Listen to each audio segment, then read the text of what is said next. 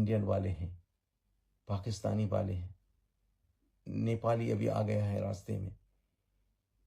तो गाइज आपने बिल्कुल सच पढ़ा है कि इस नियम के तहत सारी कंपनी को नानी याद आ सकती है, क्योंकि गवर्नमेंट ने एक नया नियम बनाया है। वर्करों के लिए एक बहुत बड़ी खुशखबरी है। 3 इम्पोर्टेंट खबर सामने आ रही है। तीनों अपडेट के ऊपर आपसे बात करने वाला हूँ। 2-3 मिनट का वीडियो है, लास्ट तक ज़रूर देखना ताकि आपको पूरी जानकारी मिले। तो चलिए स्टार्ट करता हूँ, बताता हूँ अपडेट के बारे में। तो पहला जो अपडेट है उसके बारे में बात कर लेता हूँ, क्योंकि अभी आप लोग पता है बहुत सारे कंपनी क्या करती है कि वर्करों को जो पैसे है वो कैशलेस में देती है। यानी जो ओवर टाइम का पैसे है वो सैलरी, जो बेसिक सैलरी हो अकाउंट में डाल देते हैं ऑनलाइन के थ्रू। जो पेमेंट आप ले सकते हो जैसे एटीएम कार्ड से, या फिर अपना जो कोई भी एक्सचेंज में जाओगे वहाँ जहाँ पे आपकी कंपनी सैलरी डालती है वहाँ से रिसीव कर सकते हो। तो गवर्नमेंट उस पर नज़र रखती है। लेकिन बहुत सारे कंपनी क्या करती है कि ओवर टाइम का पैसे आपको हाथ में देती है, यानी आपको ऐसा ही दे देती है विदाउट हिसाब किताब का, थोड़ा बहुत इधर उधर करके काट कूट के बराबर कर देती है। तो इसलिए गवर्नमेंट ने नया अपडेट जारी किया है और बताया है कि कोई भी कंपनी इस तरह का अगर हरकत करेगा तो अब बिल्कुल बर्दाश्त नहीं किया जाएगा और उस कंपनी के सख्त एक्शन लिया जाएगा। सारे पैसे कैशलेस में नहीं, बिल्कुल ऑनलाइन पे किया जाए, यानी एटीएम कार्ड के थ्रू या फिर एक्सचेंज के थ्रू। बेसिकली जो पैसे, जो सैलरी मिल रही है उसको गवर्नमेंट वॉच करेगी, देखेगी कि वर्कर की सैलरी टाइम पे मिल रही है कि नहीं, और जो कॉन्ट्रैक्ट में लिखा हुआ है सैलरी वो उसको मिल रही है कि नहीं, ओवर टाइम का पैसे मिल रही है कि नहीं, सारे चीज़ अब गवर्नमेंट वॉच करेगी। तो आपकी कंपनी किस तरह का सिस्टम से देती है नीचे कमेंट सेक्शन में ज़रूर बताना। अब अगर कंपनी आपको ऑनलाइन के थ्रू पैसे नहीं दे रही है या एटीएम कार्ड के थ्रू नहीं दे रही है तो आप लाजिम कंप्लेन कर सकते हो मोहरे में। मोहरे ने नया अपडेट जारी करके बताया है।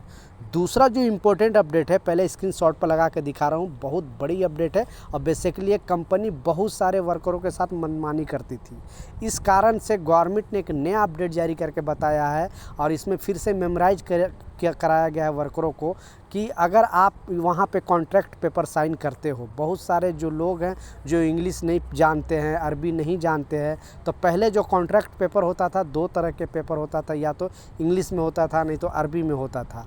जो भी कॉन्ट्रैक्ट पेपर है आपका जो कंपनी अप्लाई करेगा तो उस कॉन्ट्रैक्ट पेपर में सारे डिटेल्स है वो लिखा होता है। सारे चीज़ पढ़ के जब आप साइन करते हो तब वो वर्क वीज़ा के लिए जाता है। विदाउट आपका सिग्नेचर वर्क वीज़ा यानी आपका वीज़ा नहीं लग सकता है।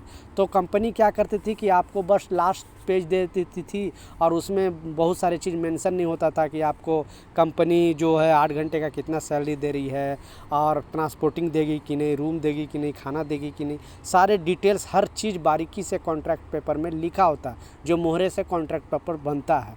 तो इंग्लिश और उर्दू में रहता था। लेकिन गवर्नमेंट ने नया अपडेट जारी करके बताया है कि अब 11 लैंग्वेज में, ठीक है, 11 भाषा में ये कॉन्ट्रैक्ट पेपर रहेगा, क्योंकि बहुत सारे जो कामगार हैं उनको हिंदी किसी को आती है, किसी को उर्दू आती है, किसी को अरबी आती है, किसी को इंग्लिश आती है, किसी को मलयाली आती है। तो इस तरह का 11 भाषा में ये कॉन्ट्रैक्ट बनेगा और उस 11 जो भी आप भाषा में चुनना चाहते हो आप अपने जो कंपनी में आप बोल सकते हो कि ये भाषा मुझे मालूम है, और ये भाषा में, क्योंकि सिग्नेचर जब करोगे तो वहाँ पे मिनिस्ट्री को पता चल जाएगा कि हाँ ये भाषा आप जानते हो। तो जो भी भाषा में आप जानना चाहते हो या लेना चाहते हो अपने कॉन्ट्रैक्ट पेपर को, वो पेपर आपको वहाँ से मोहरे से निकल के आ जाएगा। आप हिंदी से अच्छे तरीके से पढ़ सकते हो, इंग्लिश पढ़ सकते हो, उर्दू पढ़ सकते हो, अरबी पढ़ सकते हो, फिर मलयाली पढ़ सकते हो। इस तरह का बहुत, मतलब 11 भाषा में बताया गया है कि वहाँ पे आप जो वर्क वीज़ा के लिए जो कॉन्ट्रैक्ट पेपर रहता था वो उसका 11 भाषा में मिलेगा। तो बेसिकली वर्करों के लिए बहुत अच्छा अपडेट है, क्योंकि इससे जो कंपनी मनमानी करती थी वो शायद अब थोड़ा बंद हो जाए, क्योंकि आप कॉन्ट्रैक्ट में पढ़ लोगे कि एक्चुअली क्या क्या लिखा है। लास्ट जो सबसे इम्पोर्टेंट अपडेट है, इसमें बताया गया है, सारे कंपनी को एक वार्निंग दिया गया है और इसमें बताया गया है कि जितने भी कंपनी यूएई के अंदर है, क्योंकि जब उनका लाइसेंस अप्रूवल होता है कंपनी खोलने के लिए तो गवर्नमेंट की तरफ से उसे कोटा दिया जाता है, क्योंकि जो वहाँ पे स्पॉन्सर वाले हैं या जो वीज़ा प्रोवाइड कराते हैं, बेसिकली जो ऑनर हैं जो वीज़ा के लिए अप्लाई करते हैं, तो उनको जितना जो भी लाइसेंस बहुत तरह के होता है, तो जैसा लाइसेंस रहेगा उस तरह का आपका कोटा मिलेगा कंपनी को। तो किसी को 10 आदमी का कोटा मिलता है, यानी कंपनी में स्टार्टिंग में 10 आदमी रख सकता है। किसी को बड़ा कंपनी तो 20 आदमी, 50 आदमी, 100 आदमी। तो आपकी हैसियत देख के गवर्नमेंट आपको बोलती है कि इतना कोटा मिलना चाहिए।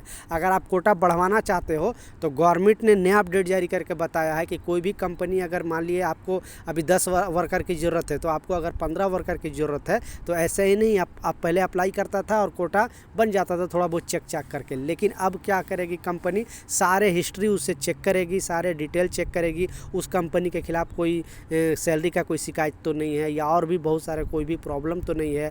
अगर इस तरह का कोई प्रॉब्लम पाया जाता है, मोहरें पाती है, तो उस कंपनी को कोटा पास नहीं होगा। और जो कंपनी अच्छी रहेगी, जो वर्करों को टाइम पे सैलरी देगी, ओवर टाइम के पैसे देगी, मतलब सिस्टम अच्छा रखती है, कंपनी के खिलाफ़ कोई कंप्लेन नहीं गया है, तो उसको चेक करने के बाद गवर्नमेंट उसका जो टर्नओवर कितना कर रही है, एक साल में पैसे कितना कमा रही है, सारे चीज़ डिटेल चेक करके तब कोटा बढ़ाएगी।